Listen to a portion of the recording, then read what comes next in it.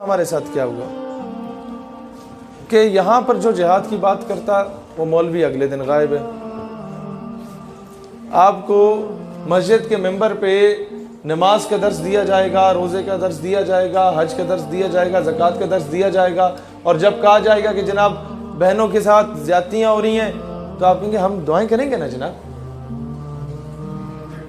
وہاں کہا جاتا ہے جناب زیادتی ہو رہی ہے, قوم کی بیٹی کو اٹھا کے لے گئے امریکہ والے, جی ہماری دعائیں آپ کے ساتھ ہیں. چلو میری دعائیں ان کے ساتھ ہیں, مولانا صاحب کی دعائیں ان کے ساتھ ہیں, وزیر اعظم کی بھی جب صرف دعائیں ساتھ ہیں تو بھائی جان پھر آپ کے وزیر اعظم اور ہم میں فرق کیا ہوا؟ جب دعائیں ہی آپ کے ساتھ ہیں صرف, تو پھر یہ ایٹم بم کے پھوپھی کی شادی میں تو نہیں چھڑانا نا, اسے کسی مقصد کے لیے رکھا ہوا ہے.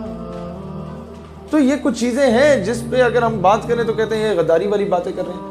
بھائی ہمارے آباء و اجداد نے تمہیں پاکستان بنا کے دیا تھا, خواجہ قمر الدین سیالوی رحمۃ اللہ علیہ جیسی ہستیوں نے تحفے میں دیا تھا پاکستان, پنجاب دیا تھا. امیر ملت پیر جماعت علی شاہ رحمۃ اللہ علیہ جیسی ہستیوں نے پنجاب دیا تھا. پیر صاحب پگاڑا نے آپ کو سندھ دیا تھا. پیر آف مانکی نے اس وقت جب ایک تحریک چل پڑی تھی نہرو کے حق میں, تب پیر آف مانکی نے اس سے اگینسٹ کھڑے ہو کے قائد اعظم کا ساتھ دیا تھا. بڑا مشکل وقت ہوتا تھا. تو خان آف کلات نے کس طرح ساتھ دیا تھا. اب آپ یہ اندازہ کریں کہ خان آف کلات سٹیٹ کو یا بلوچستان صوبے کو الگ ریاست بنانا چاہتے تھے. ان کا پورا اختیار تھا بلوچوں کا, نوابوں کا, کہ آپ پاکستان کا ساتھ دیں یا کسی کا بھی ساتھ دیں.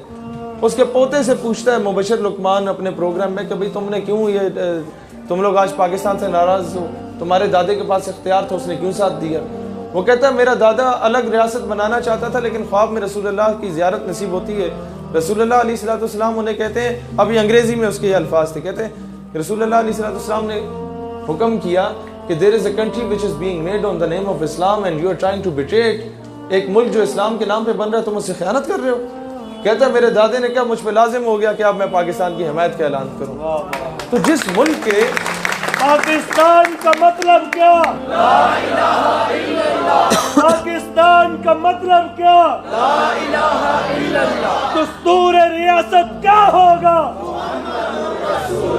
دستور ریاست کیا ہوگا؟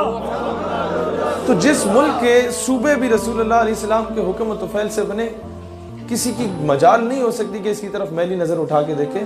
مسئلہ صرف یہ ہے کہ ہم لوگوں نے خود بہت بڑی ناانصافیاں کی ہیں اس ملک کے ساتھ.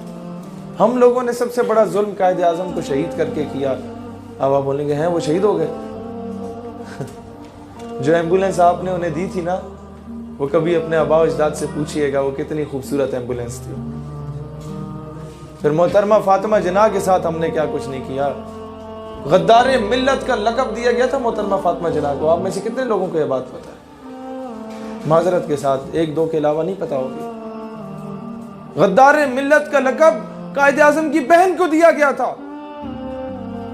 آپ کی سابق گورنمنٹ کا ایک سٹنگ منسٹر کا والد تھا جس نے محترمہ کا انتخابی نشان لالٹین ہوتا تھا, اور اس نے ایک کتیا کے گلے میں لالٹین ڈال کے اسے کراچی کی سڑکوں پہ گھسیٹا تھا اور محترمہ سے تشبیہ دی تھی.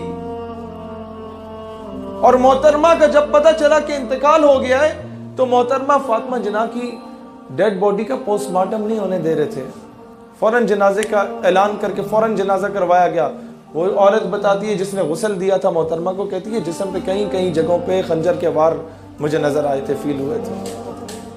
یہ حال آپ نے قائد اعظم کی بہن سے کیا. پھر کہتے دنیا میں جو ہے وہ جوتے مارتی ہے, دنیا کو ٹھٹے مارنے چاہیے. احسان فراموش قوم ہے ہم, احسان فراموش. بچوں کو قائد کا احترام تو سکھایا نہیں ہم لوگوں نے. ہر کتاب میں ایک جگہ گیا, وہ بزرگ غصے میں آگے کہ آپ کیا کہہ رہے ہیں, ہم نے اچھی تربیت کی ہے بچوں کی. میں نے کہا جناب کتاب پہلی تھمائی تو کیا پکڑایا؟ کہتے ہیں ABC. میں نے کہا دوسری کتاب اٹھائی, کیا پڑھایا بچے کو؟ کہتے ہیں الف بے پہ. میں نے کہا یہی سب سے بڑا المیہ ہے. تیسرے صفحہ کھول کے کتاب کا ABC, دوسری کتاب کا بھی تیسرا صفحہ کھول کے الف بے پہ پڑھاتے ہو.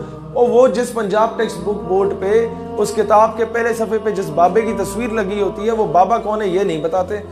یہی وجہ ہے کہ آپ کا بچہ پہلی بار کاپی پینسل اٹھاتا ہے تو اسی بابے کی داڑھی مونچھ بنا رہا ہوتا ہے اور ماتھے پہ ٹیکے بنا رہا ہوتا ہے. دیکھ لو جا کے کاپیز.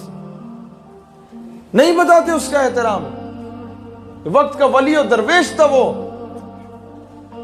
یہ ان خوش نصیب لوگوں میں تھا محمد علی جناح جسے بیداری کی حالت میں رسول اللہ علیہ السلام کی زیارت نصیب ہوئی تھی، اور آپ نے حکم کیا تھا کہ وہاں جاؤ پاکستان، وہ پاکستان کے لیے کام کرو، بر صغیر میں جاؤ۔